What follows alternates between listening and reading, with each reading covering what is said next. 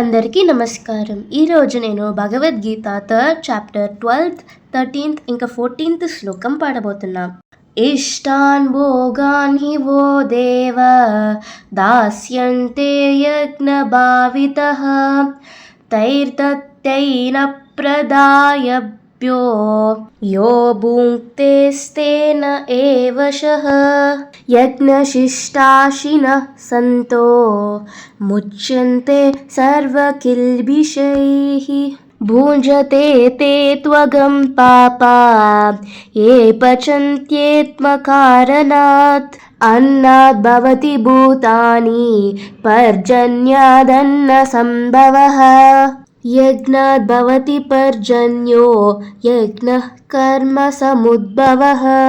వీటికి మీనింగ్ ఏంటంటే, దేవతలను యజ్ఞాల ద్వారా సంతృప్తిపరిచి అన్ని అవసరాలను సమకూర్చుకుంటాడు. కానీ ఎటువంటి కానుకలు తిరిగి దేవతలకు సమర్పించకుండానే భోగించేవాడు చోరుడు అవుతాడు. దేవుడికి సమర్పించిన ఆహారం తిన్న భక్తుడి పాపాలు పోతాయి.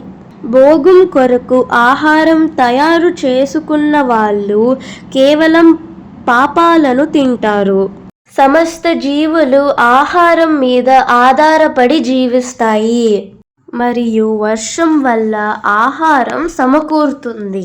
యజ్ఞాలు చేయడం వల్ల వర్షాలు కురుస్తాయి మరియు నిర్దేశించిన కర్తవ్యముల ఆచరణచే యజ్ఞము జనిస్తుంది.